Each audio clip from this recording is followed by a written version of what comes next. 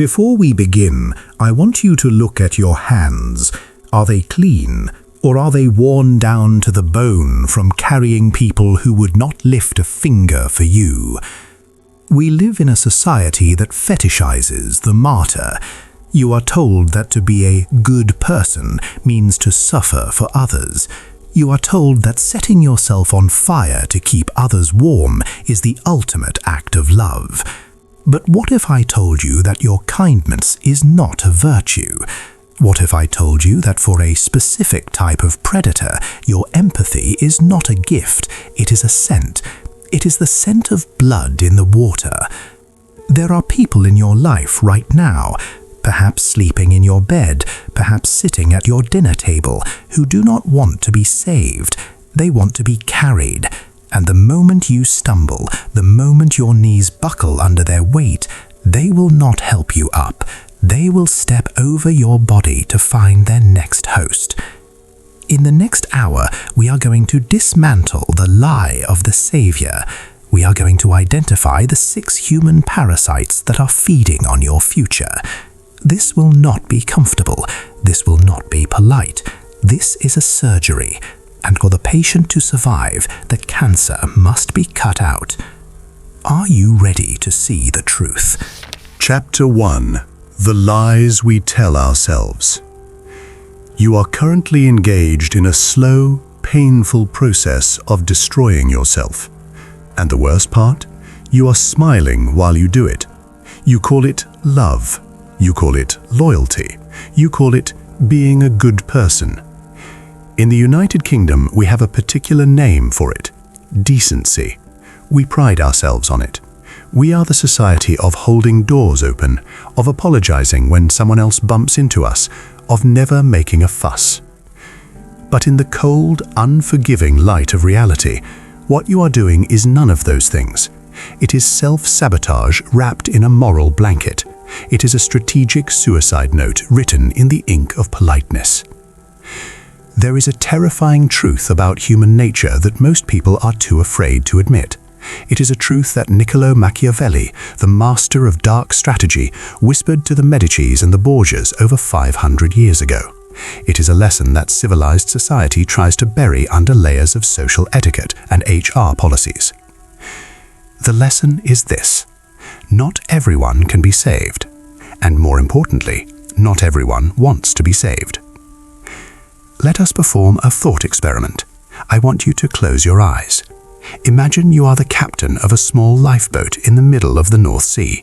The water is freezing. Hypothermia sets in within minutes. The waves are 10 feet high. Your boat has limited space. It has limited rations. It has limited fuel. Surrounding you in the dark water are dozens of people. They are screaming for help. They are thrashing. They are desperate. Your instinct, that primal socialized instinct bred into you by your parents, your teachers, and your church, is to reach out, to grab as many hands as possible, to pull them all aboard. But here is the brutal physics of the situation. If you pull everyone aboard, the boat sinks. Everyone dies, including you, including the people you already saved. Machiavelli would look at this situation not with panic, but with cold calculation. He would tell you that the most moral action in this specific scenario is not indiscriminate kindness, it is ruthless selection. There are people in this world who are not looking for a hand up, they are looking for an anchor. Some are too panicked, they will capsize the boat in their frenzy. Some are too heavy, they will weigh you down.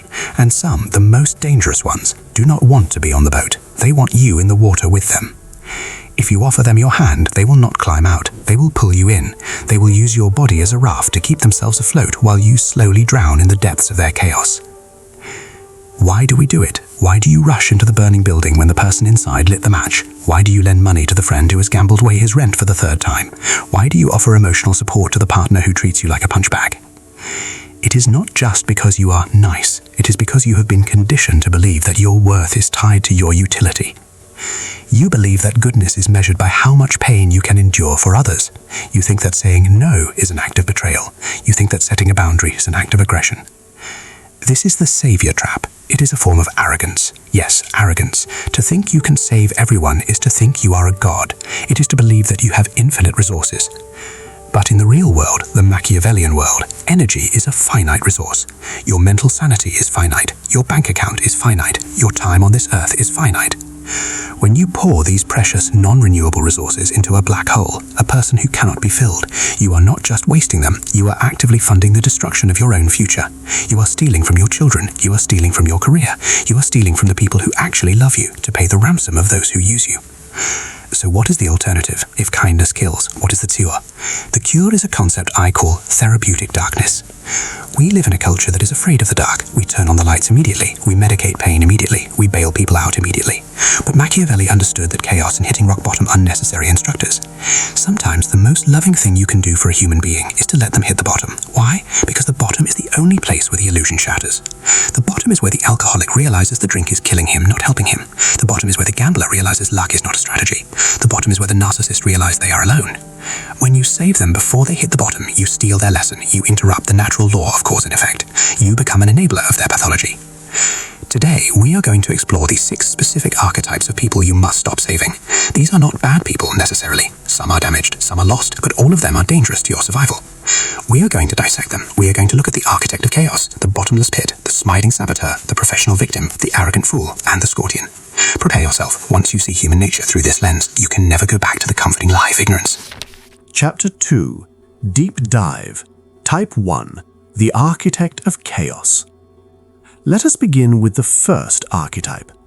This one is insidious because they do not look like predators. They look like victims. They invoke your pity, not your fear. They are the architects of chaos. You know this person. Perhaps it is a mate from university or a cousin. Let's call him Liam.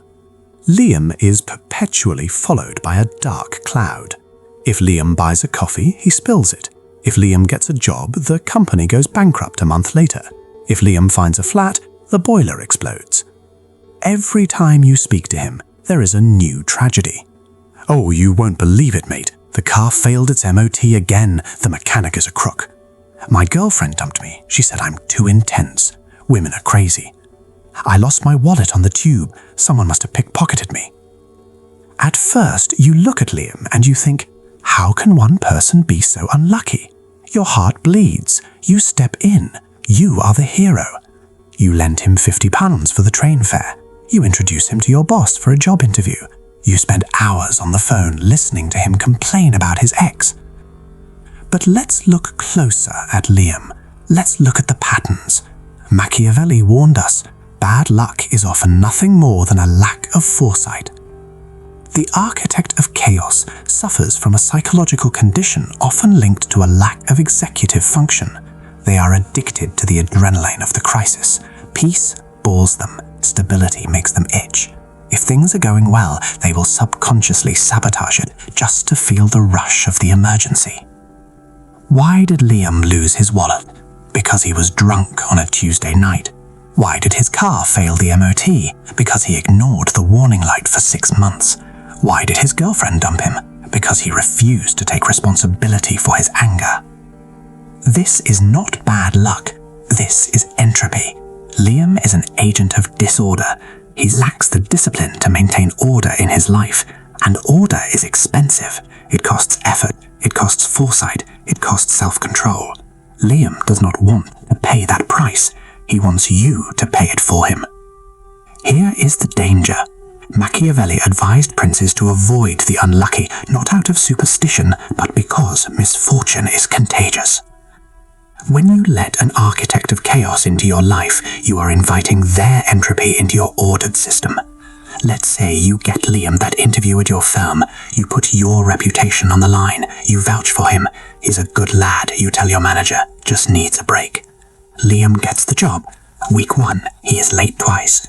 Tube delays, he says. Week 2, he makes a major error on a client report because he didn't read the brief.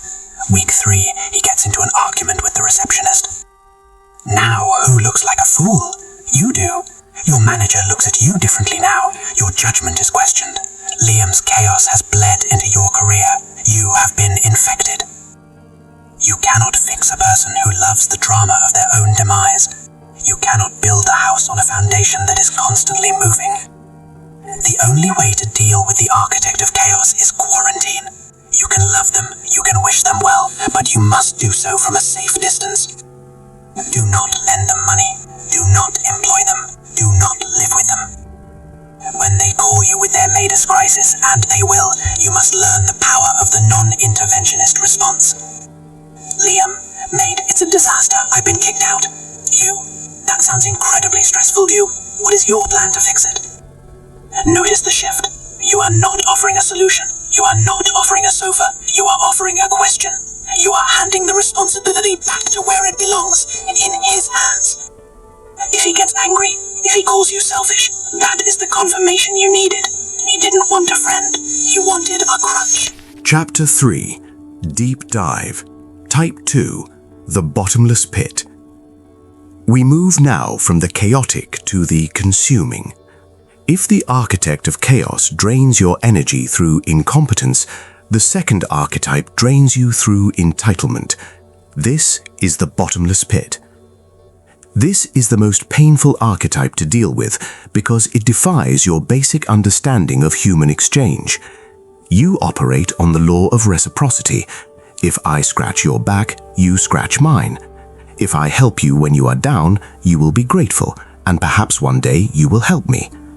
But the bottomless pit does not operate on reciprocity. They operate on predation. They do not view your kindness as a gift to be cherished. They view it as a debt you owe them. Machiavelli wrote extensively about the fickle nature of gratitude. He said, "Men are quick to change their nature when their interests change." But even Machiavelli might have been shocked by the modern psychology of the bottomless pit. These individuals suffer from a deep, malignant wound of entitlement. They believe the world has shortchanged them. Therefore, anyone who has more than them, more money, more stability, more happiness, is morally obligated to redistribute that surplus to them. Let's place this in a scenario that happens in thousands of British households every year. Meet James. James has worked hard. He did the late shifts. He saved his money. He bought a modest house in the suburbs. Then there is his cousin. Let's call him Rob. Rob has always been a bit of a lad. He likes the pub more than the office. He spends his wages on betting apps. One day, Rob comes to James. He looks desperate. "James, maid, come in a hole. The council is threatening to send the bailiffs round. I need £500 just for a month. I swear on Mum's life I'll pay you back." James is a good man. He remembers playing football with Rob in the park when they were kids. He transfers the money. The reaction, phase 1, Rob is effusive. "You're a lifesaver, James. I don't know what I'd do without you." James feels a warm glow. The dopamine hits. He feels useful. He feels like the patriarch, the protector. The shift, phase 2, 2 months pass. No money comes back. But James sees Rob on Instagram checking in at Nando's and buying new trainers. James stays silent. He's getting back on his feet, James tells himself. Then the phone rings. It's Rob.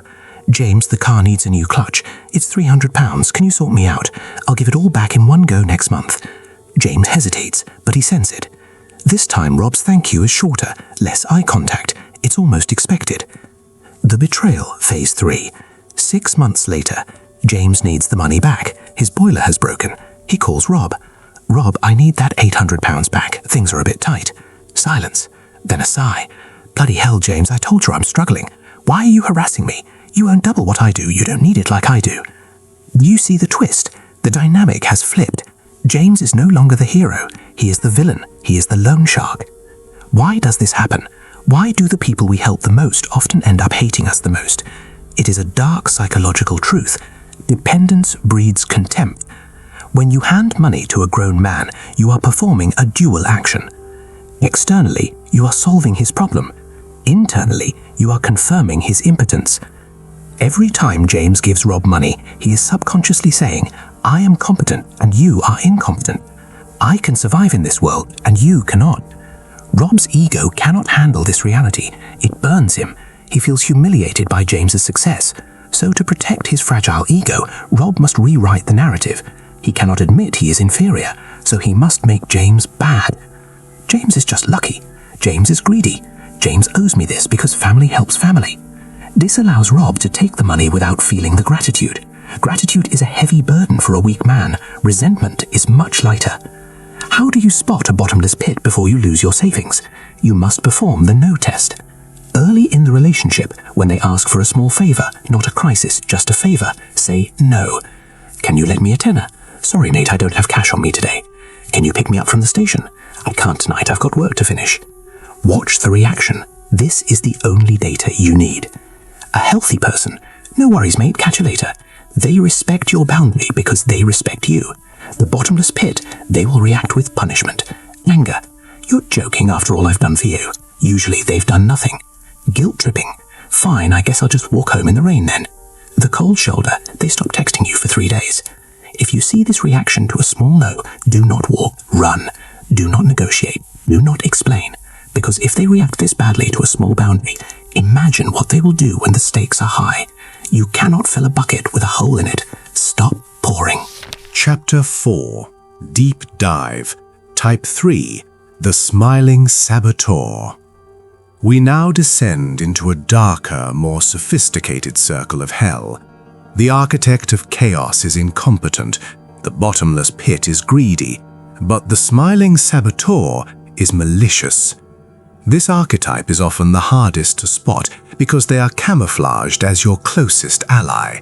They are your best friend, your work wife, your brother from another mother. They have been with you since the beginning, since you were both broke, since you were both interns, since you were both struggling.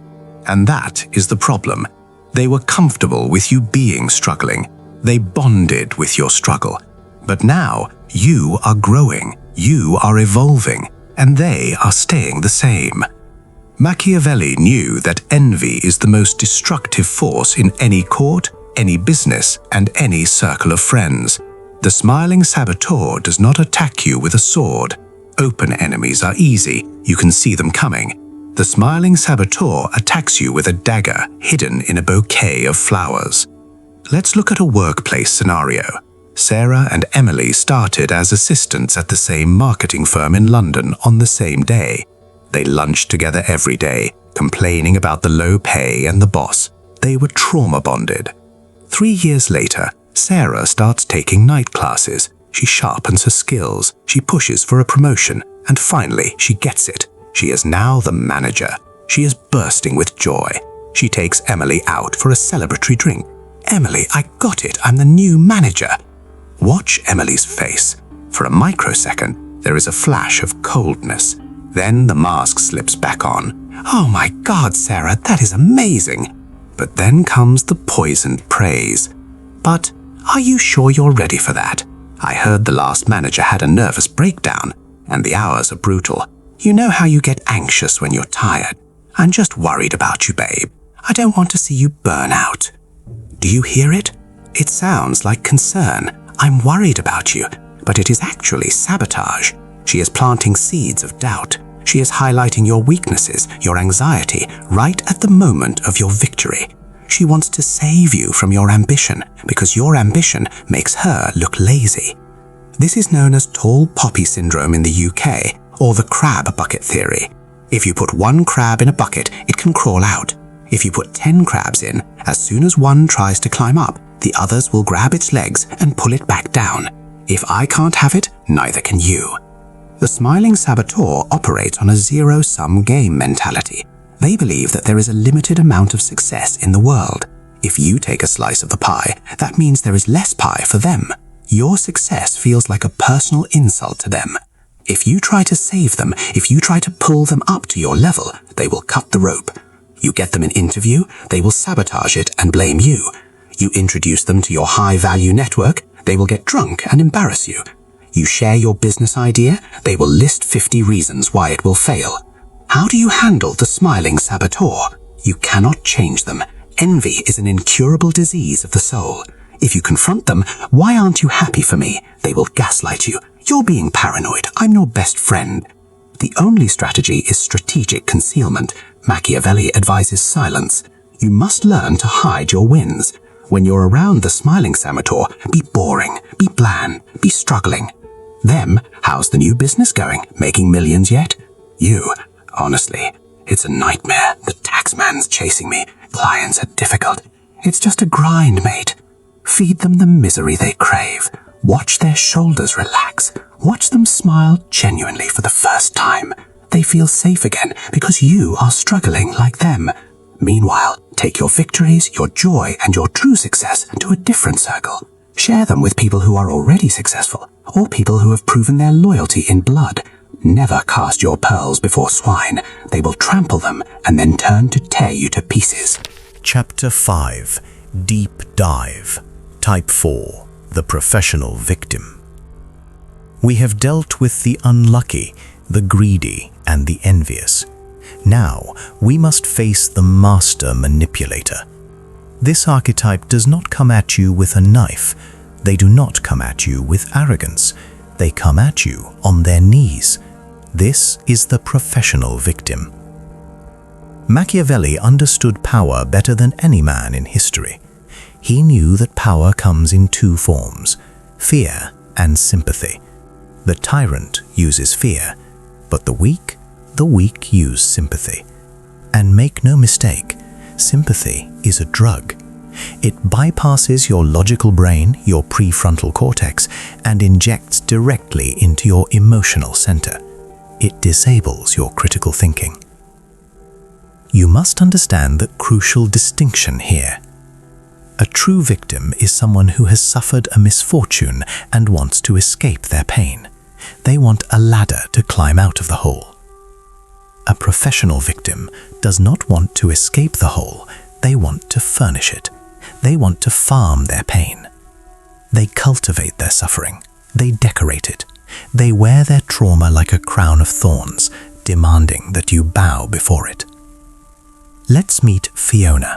We all know a Fiona. Fiona's life is a constant saga of being wronged. Her ex-husband was a narcissist, according to her. Her boss is a psychopath, according to her. Her parents were neglectful, according to her. You sit down with Fiona over a cup of tea. She pours her heart out. You feel compelled to help. You put on your fixer hat. Watch closely. You are about to enter a psychological game called Yes But, identified by Eric Berne in transactional analysis. You. Fiona, if your boss is that bad, have you looked at the job openings at the council? I saw they're hiring. Fiona. Yes, but I don't have the right qualifications on paper. They wouldn't look at me. Well, you could take an evening course. I can help you enroll. Yes, but I'm just so exhausted after work. My depression flares up in the evenings. You know how sensitive I am. Okay, how about therapy? The NHS has a waiting list, but there are support groups. Yes, but talking to strangers terrifies me. I'm not strong like you. The trap. Do you see what is happening? Every solution you offer, she shoots down. Why? Because she doesn't want a solution. If she gets a new job, she loses her excuse for being miserable. If she heals her trauma, she loses her identity as the tragic heroine. If she becomes strong, she loses the attention that her weakness guarantees. Machiavelli warned, the one who relies on the pity of others builds his house on sand. But you, the savior, are building your house on a swamp. When you try to save a professional victim, you are engaging in a dangerous dynamic. You are validating their helplessness. You are teaching them that being broken is a currency. You are paying them to stay sick. And here is the darkest part, the sting in the tail.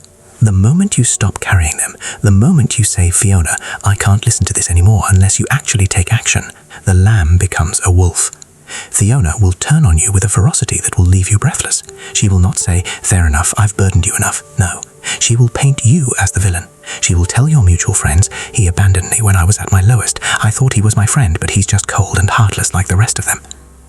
She needs a villain to complete her story, and by trying to be her hero, you have auditioned for the role of the villain when you inevitably fail. The verdict: compassion for a professional victim is not love, it is masochism. It is a refusal to respect the dignity of their own agency. You must let them fall. You must let them face the void without your handhold. Because only when the audience leaves does the actor stop performing. Chapter 6. Deep Dive. Type 5. The Arrogant Fool. We move now to Type 5. This is the enemy of growth, the enemy of facts, and the enemy of your sanity. The arrogant fool. Ignorance is not the problem. Ignorance can be cured with education. The problem is willful ignorance combined with arrogance. This is the person who is in love with their own opinion, even when that opinion is actively destroying their life. Case study: Dave down the pub, the expert on everything.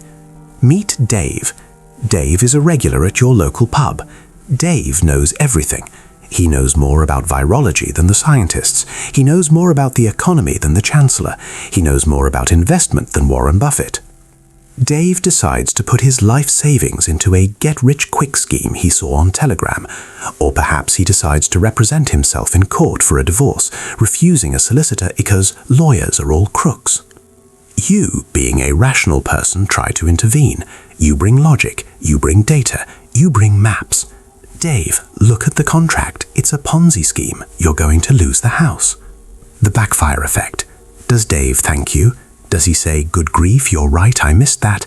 No, he sneers. "You sheep. You believe everything the mainstream media tells you. I've done my research." He digs his heels in deeper. Psychologists call this the backfire effect. When a deeply held belief, tied to identity, is challenged by contradictory evidence, the believer does not change their mind. They double down. Dave isn't fighting for the truth. He is fighting for his ego. He wants validation, not verification. Machiavelli had a strict rule for princes. A prince who is not wise himself cannot be wisely counseled. He meant that you cannot teach a man who thinks he is already God. Listen to this ruthless lesson.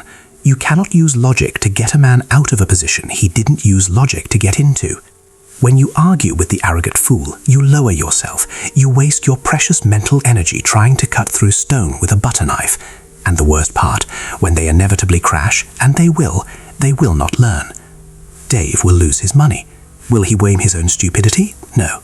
He will blame the government. He will blame the rigged system. He will even blame you for distracting him with your negativity. The verdict: stop trying to be the teacher to those who have no desire to be students. It is arrogance on your part to force wisdom into a closed mind. The only strategy is silence. When they spout their nonsense, do not correct them. Simply nod and say, "That is a very unique perspective, Dave." Then step back, watch the crash from a safe distance, protect your intellect. Reality is the only teacher they will respect, because reality carries a big stick. Chapter 7. Deep Dive. Type 6. The Scorpion. And finally, we arrive at the bottom of the abyss. Type 6. The arrogant fool annoys you. The victim drains you. But the scorpion destroys you. This archetype is based on the ancient fable of the frog and the scorpion. A scorpion asks a frog to carry him across the river. The frog says, "No, you are a scorpion. You will sting me and I will die."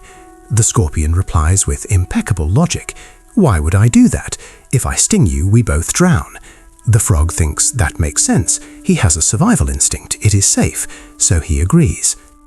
Halfway across the river, the scorpion drives his sting into the frog's back. As the paralysis sets in and they both start to sink, the frog gasps, "Why? Now we both die." The scorpion looks at him with dead black eyes and whispers, "I know, but it is my nature." This is the history repeater.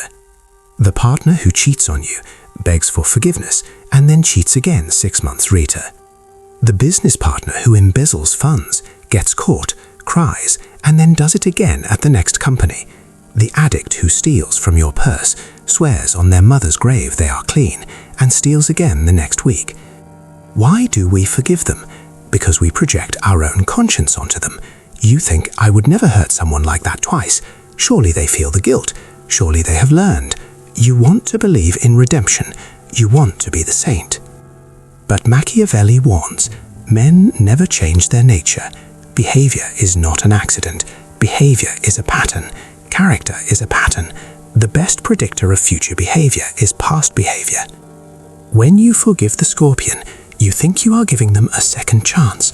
But the scorpion does not speak the language of mercy. They speak the language of power. To them, your forgiveness looks like weakness. Your forgiveness looks like permission. If they took me back after I did X, they will take me back after I do Y. You are not helping them evolve. You are interfering with their data. You are teaching them that they can sting and still survive. There is only one way to deal with a scorpion. You cannot manage them. You cannot love them from a distance. You must perform an amputation. It must be swift. It must be total. It must be irrevocable. Block the number. Change the locks. Cut the contact. It will hurt. It will feel like you are cutting off your own arm. You will mourn the potential of who they could have been. But remember, that arm is gangrenous. If you keep it attached out of sentimentality, the poison will reach your heart and you will die. Believe people the first time they show you who they are. When a scorpion shows you its tail, believe the tail. Do not look for the smile. Chapter 8. From Saviour to Sovereign. We have spent the last hour dissecting the anatomy of the parasites. You now see them clearly. The unlucky, the ungrateful, the envious, the victim, the fool, the scorpion. They are stripped bare before your eyes. But now a heavy silence falls in the room, because as you mentally cut these people out of your life, a wave of guilt washes over you. You hear the voices of your conditioning. Isn't it selfish to put myself first? What if they die without me? Am I becoming a bad person? Let me reframe this for you with absolute clarity. What they call selfishness, the wise call self-preservation. What they call coldness, the wise call clarity. You must undergo a metamorphosis. You must transition from the archetype of the savior to the archetype of the sovereign. Let's revisit the ocean metaphor. The savior acts like a lifeguard who cannot swim. He sees someone drowning in a storm and he jumps in. He has no life vest, he has no plan, he just has good intentions. The result? 2 bodies wash up on the shore instead of 1. The savior burns himself to ash to keep others warm. The sovereign, however, acts like a lighthouse. Imagine a lighthouse standing on the cliffs of Dover. The storm rages. The waves crash against the rocks with the force of a bomb. Ships are being tossed around in the darkness. Does the lighthouse panic? No. Does the lighthouse run down the cliff and jump into the water? No. The lighthouse does one thing and one thing only. It stands tall and it shines. It provides a reference point. It cuts through the darkness. It offers guidance to those who are looking for it. Here is the profound lesson. Those who want to be saved will see the light and swim towards it. They will use their own strength to navigate the waters guided by your example. And those who want to drown, those who are in love with the abyss, they will crash on the rocks, and they will do so regardless of how bright you shine. You cannot swim for them, you cannot breathe for them, and you certainly cannot live for them. To become the sovereign is to accept that you are not responsible for the souls of other men. You are responsible for the vessel that carries your own. When you finally stop trying to save the unsavable, a strange and beautiful thing happens. The noise stops, the midnight crises stop, the drama vanishes. And suddenly you have resources. Your energy returns. You wake up feeling rested, not drained by the psychic vampires. Your finances improve because you aren't bailing out the architects of chaos or feeding the bottomless pits. Your health returns. The cortisol leaves your blood. The anxiety not in your stomach unties itself. You begin to build an empire of your own peace. And in that peace, you find the strength to help the right people, the ones who take your advice and actually use it, the ones who return your loyalty with loyalty, the ones who grow when you water them. That is true charity. That is true power. Not the power to endure suffering, but the power to choose who is worthy of your time. Chapter 9. The Final Enemy. The Mirror. We could end here. You could walk away thinking, right, I need to get rid of these toxic people. But that would be half measures. We need to go deeper. We need to face the final enemy. The most dangerous person in this story is not the scorpion. It is not the victim. It is you. Why are you surrounded by these people? Why is your phone full of architects of chaos? Why is your bed shared with a scorpion? It is not an accident. You are not just unlucky. You attracted them. And more painfully, you kept them. We must confront the savior complex. Deep down, there is a part of you that needs to be needed. You save the broken because it makes you feel strong. You fix the chaotic because it distracts you from your own internal chaos. You tolerate the ungrateful because on some level you don't believe you deserve to be loved just for being you. You believe you have to buy love with your utility. Machiavelli said, "Men are so simple and so ready to obey present necessities that he who deceives will always find those who allow themselves to be deceived." You allowed yourself to be deceived because the alternative was too frightening. The alternative was to be alone in a room with a mirror. What if the person you were trying to save all this time was simply a projection of the part of yourself you haven't healed yet? You try to save the victim because you feel like a victim. You try to fix the failure because you are terrified of your own failure. The parasites are merely actors you hired to play a role in your subconscious play. So the ultimate act of cruelty, the necessary cruelty, is to fire the actors, clear the stage, be alone, sit in the silence. Heal your own need to be a hero. Because a hero is just a man who sacrifices himself for people who wouldn't do the same for him. Be a king or queen instead. A king sits on the throne. He governs, he protects the borders, but he does not scrub the floors of the people who are trying to burn down the castle. Chapter X, the New Constitution and Outro. From today, I want you to enact a new constitution for your life. Visualize your life as a VIP nightclub in Mayfair. In the past, you left the doors wide open. Any drunk, any thief, any arsonist could wander in, drink your champagne, and smash your furniture. No more. From today, you install a velvet rope. You put a bouncer at the door. That bouncer is your discernment. The scorpion, banned for life. The victim, turned away at the door. Sorry, this club is for people who take responsibility. The envious, not on the list. The club will be emptier, it will be quieter, but look at who is left. The loyal, the strong, the wise, the few. The quality of your life is the average of the 5 people you spend the most time with. Raise the average. Be ruthless with the entry requirements. Machiavelli wrote, "Everyone sees what you appear to be. Few really know what you are. Let the world see a calm, untouched surface. Let them think you are just lucky. Let them think what they want. But deep down, know that you have mastered the hardest art of all. The art of letting go. If this conversation has unsettled you, good, it was meant to. Surgery is supposed to hurt. But understand this, what I have shared with you today is only what I can show publicly. There are truths about human nature that are too dark, too potent, and too controversial for the public algorithm. The algorithm suppresses the sharpest blades. There are strategies of dark psychology, of defensive manipulation, and of power dynamics that I simply cannot discuss here without being censored. Those lessons exist behind the join button. If you are tired of the blue pill, if you are ready to see how the machine actually works, click the button and step into the architect level. You will unlock exclusive, uncensored analysis that dives into the deepest parts of the human psyche. Most won't do it. They prefer the comforting lie. They prefer to be the savior. That is fine. The world needs victims too. But if you are still here, if you are still listening, you are not like the others. Subscribe if you haven't. Join if you dare. The choice is yours. The lighthouse or the shipwreck.